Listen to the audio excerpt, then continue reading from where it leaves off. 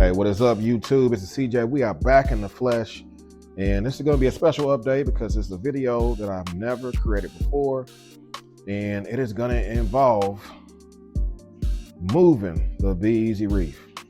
Tons of boxes. I am relocating to a larger space, and it is time to move the Eazy Reef. And I'm going to take you guys with me. We're going to go on the ride. We're going to go on the journey. And to be honest, anytime I've moved before, I've always either upgraded or sold the system and changed tanks and done anything and everything I could to avoid having to move the system. Well, I just got some special ties to the Eazy Reef, and I'm not done with this journey. So we just got to relocate the whole thing. So if anyone's ever thought about moving a tank or wondered what it looked like or just wanted to enjoy watching my pain, this is the video for you. Stay tuned, stay tapped in, and I'm gonna give you guys the details as far as the plan, show you the process, and then at the end, hopefully, fingers crossed, a successful move of the Eazy Reef with no loss of livestock, no loss of, corals, no broken equipment, and no tragic cracking of the tank. We're gonna see. Stay tuned. Let's get to it.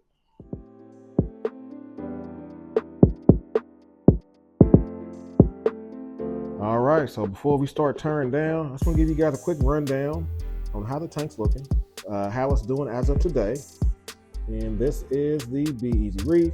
I had to throw a gel filter on because I guess the ambient lighting makes the natural foam look too blue. So if it looks a little too yellow, blame the gel filter. But I just want to give you guys a look, and this is going to be my last chance to really truly document how the corals are looking, how the fish are doing, and just the overall look and status of the system before we begin to tear it down. So what's the teardown process going to look like? My plan is to basically do everything in reverse. So when I first got the system, all I had was the main display, the sump, and the auto top off. All this other equipment, cosmetic stuff around the system was added later. So I'm gonna do it in reverse. I'm gonna remove all of these things first and reduce the tank down to just its primary life support items. So the dose pump, the actual doser that I'm using to dose the calc, that's coming off.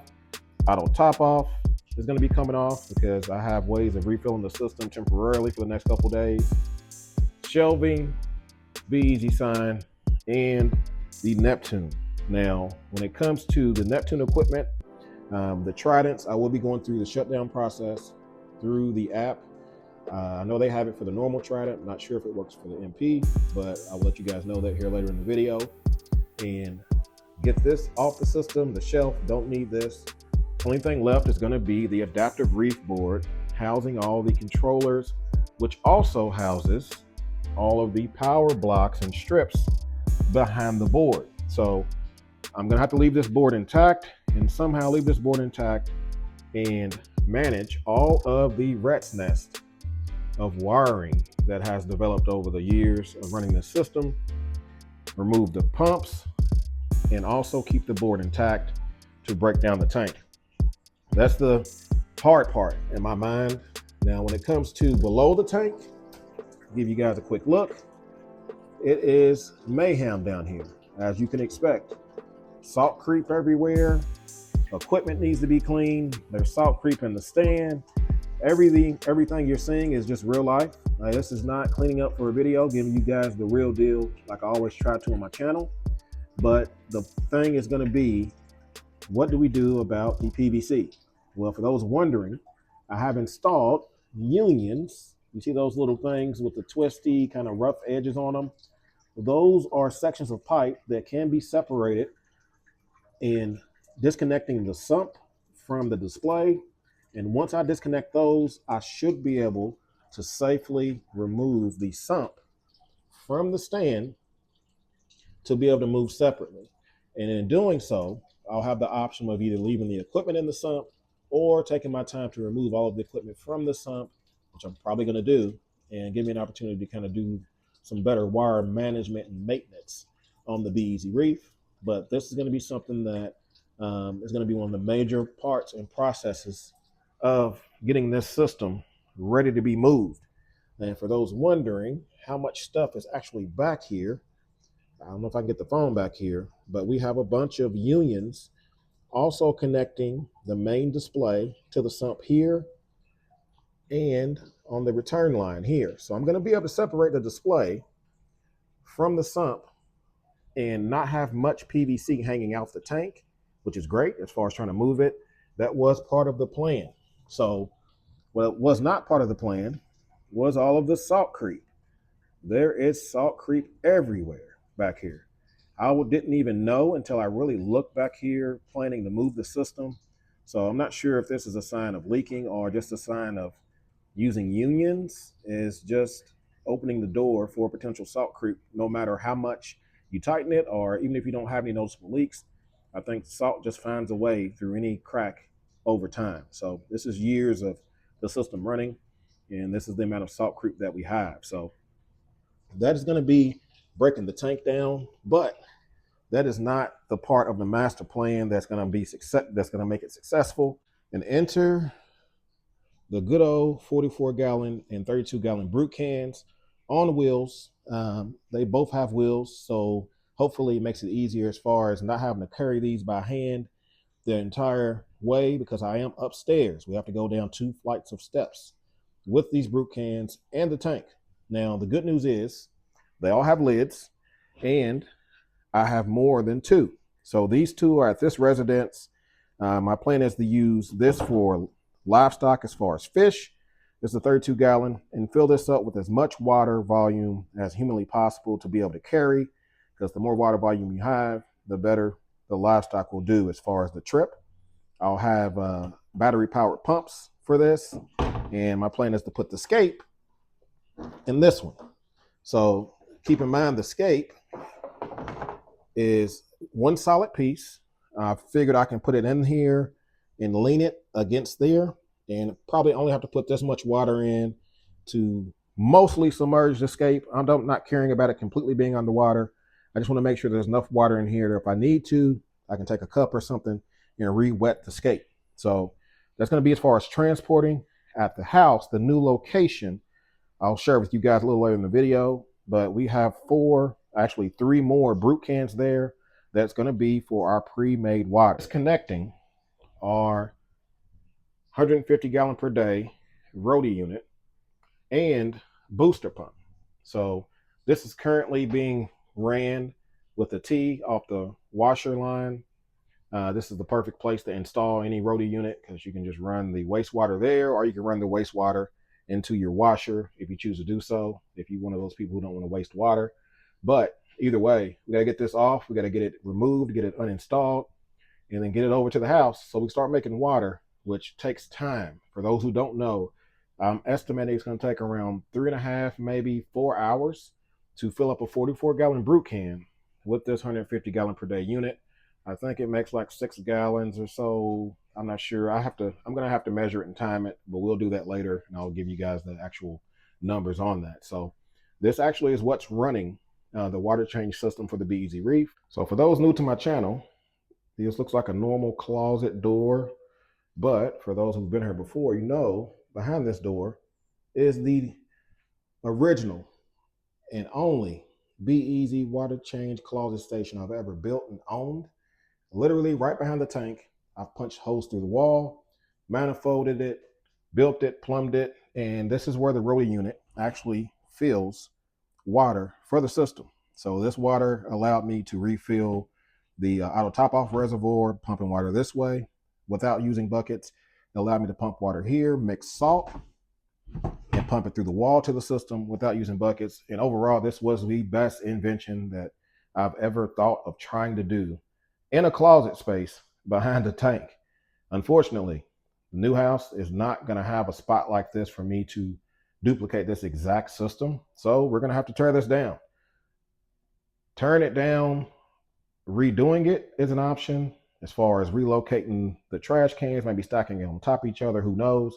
But either way, the existing version of it will not work. So either gonna have to try to modify it, or someone locally, let's talk, if you need a water change station, I'll make sure you get this as is and ready to go. So either way, this is the last phase that we will handle on the tank move, is disassembling this closet, all this equipment.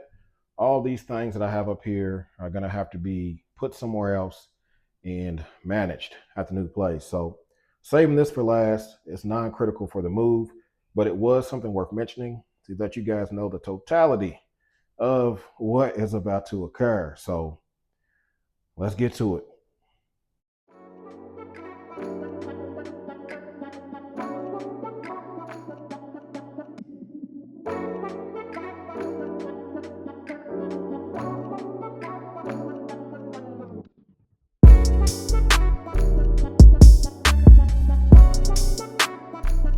So we have good news and bad news. The good news is Tridents came out no issue.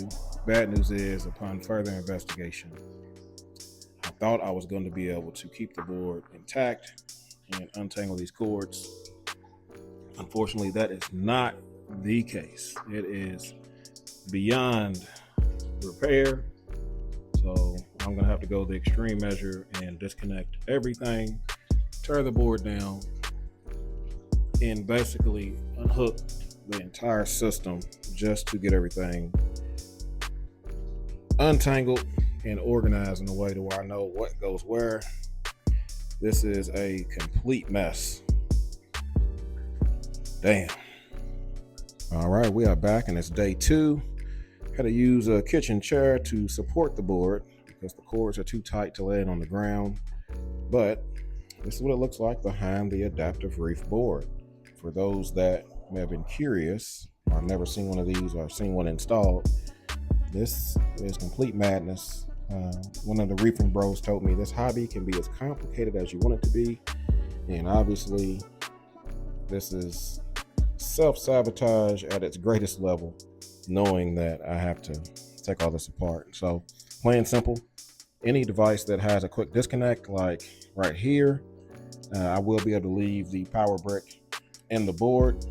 And any device that does not, I will have to remove it from the board and fish it back through, back to the original device, like the MP40s, the gyro on the other side of the tank, the Orbit 4 pump, anything that I can fish back from the board to the original device, I'm going to do, so that way I can remove those devices and lessen the rat's nest that we have. So I'm gonna get to it, time lapse style, baby.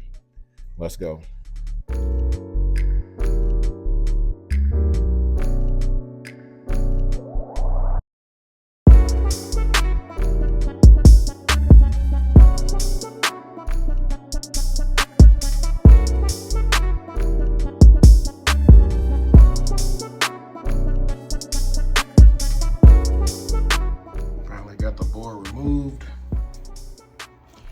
Everything off the board. Now we can start making some progress. Damn.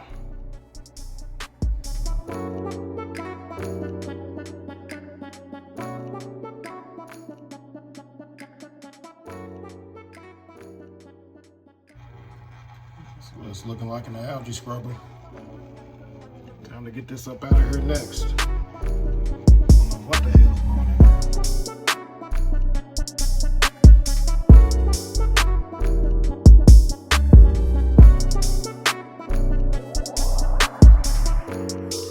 Now time for our next big hurdle, removing the UV. This huge power brick is to the UV sterilizer, which is out of the way, no problem. The issue is the way I plumbed this in, really didn't consider future maintenance. The output is right there and it's coming up and dropping into the sump, but I didn't install any unions, so we're gonna have to cut this. But the input is a whole nother issue. It's teed off of the return line. I did have unions here, so I'm able to disconnect it at the ball valve, which should limit water coming back down, but I don't know how much water is in that standpipe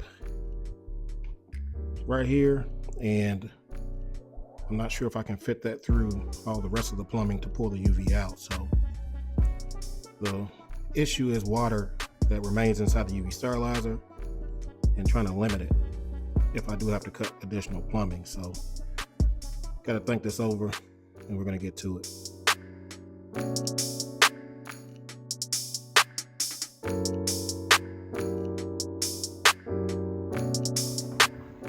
Man, I couldn't figure out how to get this UV out without spilling water everywhere because the plumbing hard plumbed.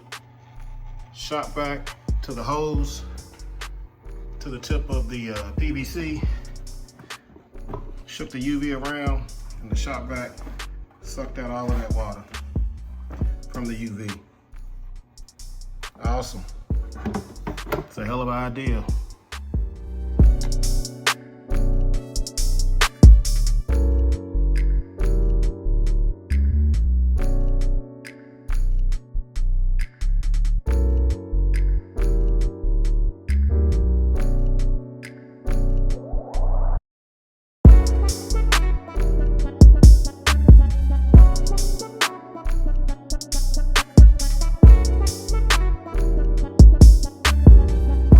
Man, it has been a very, very busy night. Still complete chaos in here, but we finally have accomplished the first stage of the plan, which was isolating the display to where it can run separate from the sump. And this is pretty much how it's going to run until the tank is finally moved. So we got light, we got flow, and we got heat.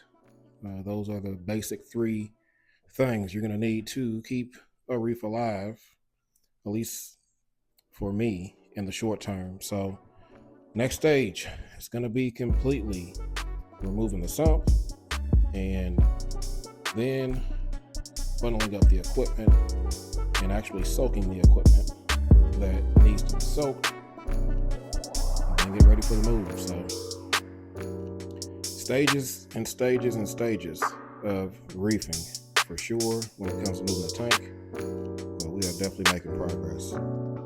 Let's get back to it.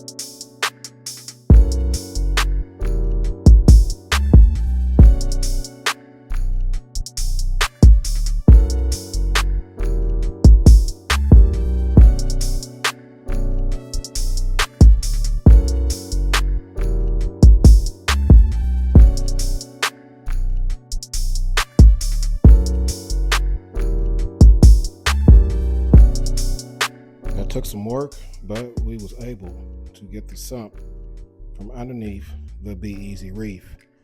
Well, two things worth noting. One, I didn't break anything, which is good. Two, small oversight that I should have rectified during the beginning stages. You guys notice the unions on everything else is about the same level, except for this pipe here, which includes the gate valve for the full siphon drain. I should have installed a union right here, the same level as everything else.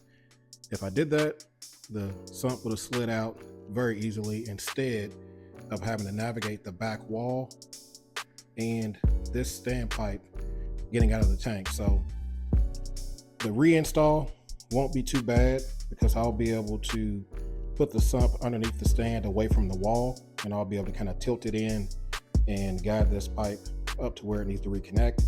But for future reference, if you're gonna put unions on your system, install them as close as you can to the sump, so that way if you ever have to remove it, you won't have to do what I just had to do. So another mission down as far as the tank move, and now we can get in here and address years worth of salt creep and dirt and everything else. But I will tell you, the pond liner that I installed in the bottom of the Innovative Marine stand worked flawlessly. As you can see, without this in place, so much water, debris, dripping, whatever the case may be, would have made it down to the floor. So I absolutely recommend adding pond liner to the bottom of your stand. Let's get to it.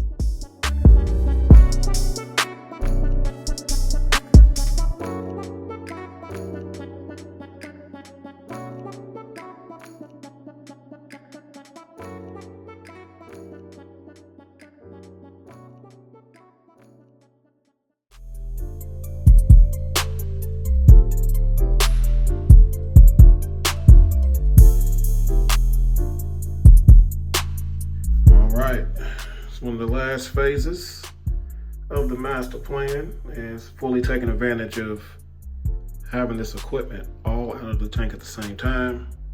Return pump being cleaned for the first time in years at this point. I installed that, but because of the way I installed it, zip tying lines and the adapter board and trying to hide cables, it made it damn near impossible to remove from the tank.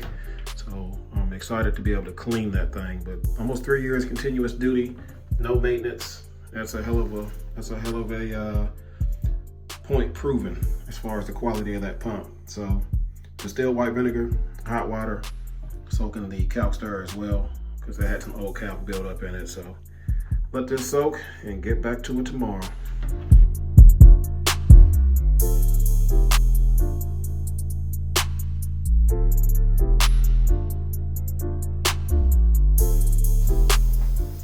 Got the water running, making some roly water. Booster pump, we are pushing 80 PSI. I need to change my resins though, because I'm getting 1, I'm not getting 0 on my output, so I definitely need to change my roly stuff out. But core is going to the new location. And here comes the fun part. Filling these brew cans. It's a pretty good flow though. So hopefully it doesn't take too long. Plan is to fill these 2 44 gallons. That should give me about 80 gallons of water. I may put some more in there as backup just in case, but these 2 for sure. Now the waiting game begins.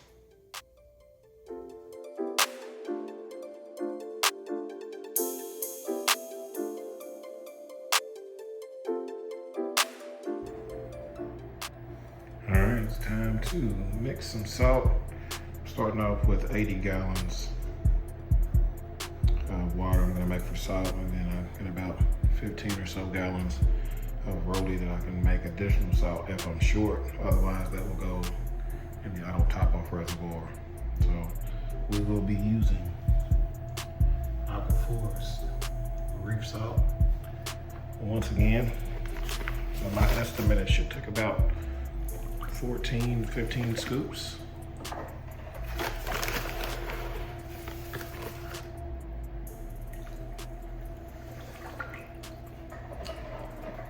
Let's get with it.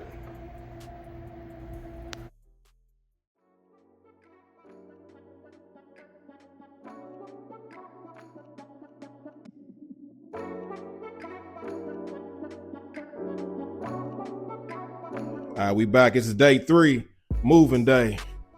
I got the help, I got the family here, but take you all on the journey of packing this tank up, finally draining it, getting it moved to the new house. Hopefully it's all in one piece, baby. Sit back and relax and enjoy the show.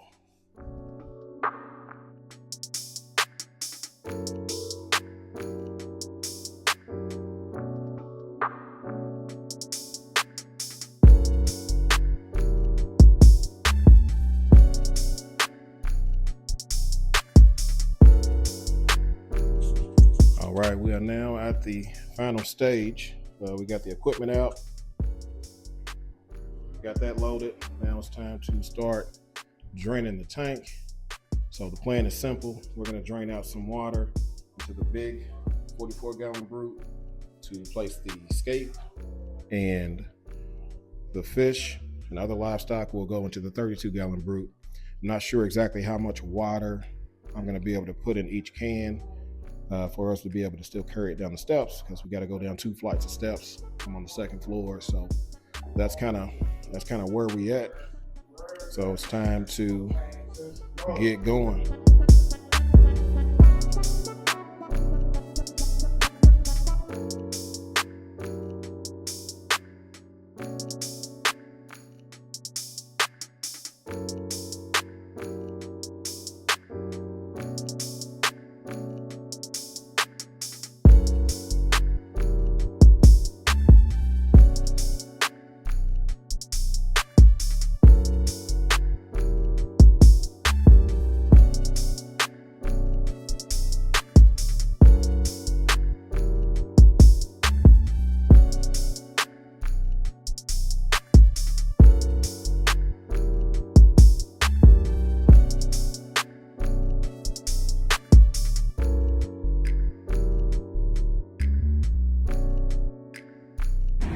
right, got the truck loaded.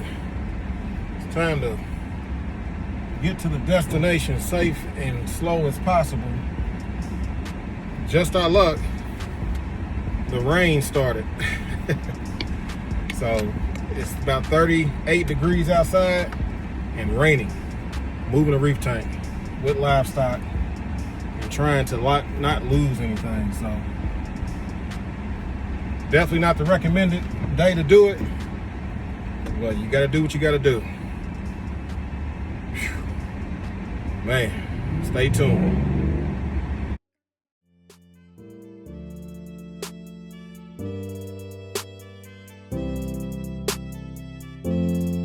Well, this is an unpleasant surprise on my lid. Don't know what kind of spider that is, but damn, he's big as hell.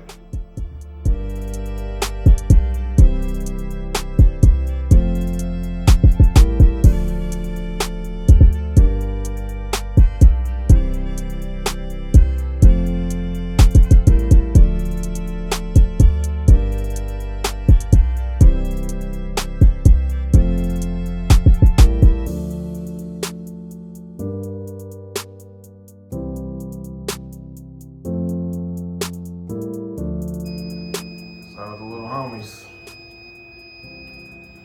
before they go into display. Looks like everyone survived the trip okay. Those wrasses were underneath the sand. Hopefully they make it.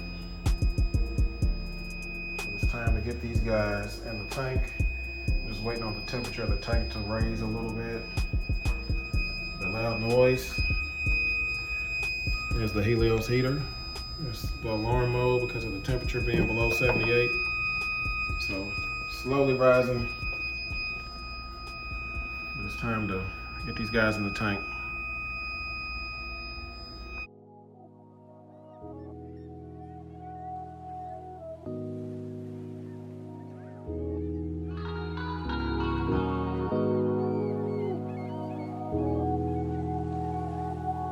Man, that was a very long process, but I am happy to say that the Eazy Reef is back up and running almost fully. And I say almost fully because it is only basic life support right now.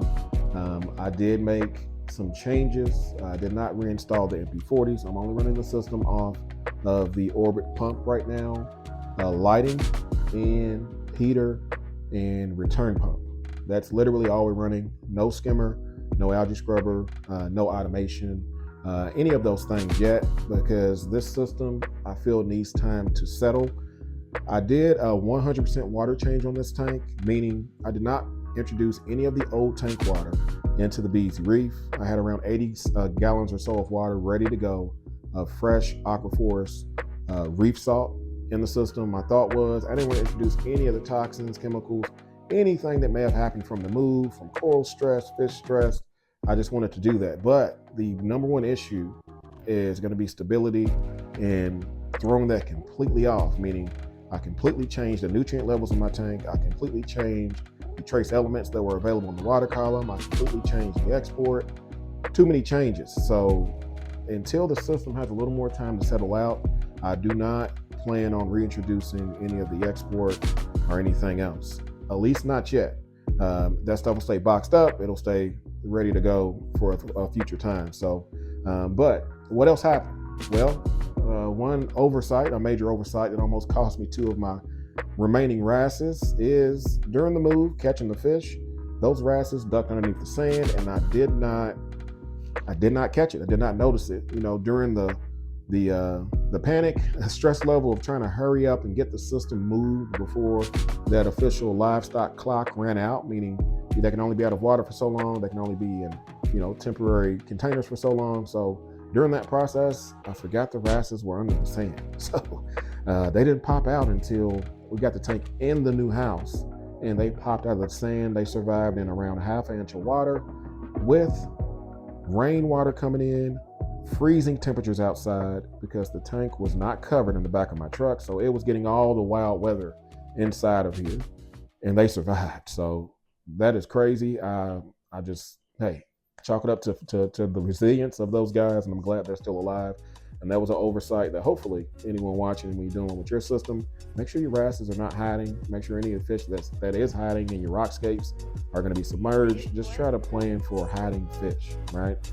So nutrients as far as being changed, fish hiding. Other than that, the tank move went great, guys. All the preparation that went into it, removing the equipment, isolating the display, getting everything packaged and bundled up and ready, so that way when the help came to move, we can grab and go. And the only thing left to do was remove the primary life support, drain the system into the brute cans, which shout out to the local hobbyists, because I could not have done this move without you all letting me borrow 5 brute cans. That's like $400 or $500 worth of brute cans. All had dollies, all had wheels. Tremendous help. So if you're trying to move a system, make sure you got brute cans, you got enough things on hand that will make the move easier. Meaning you don't have to lift and carry the entire distances.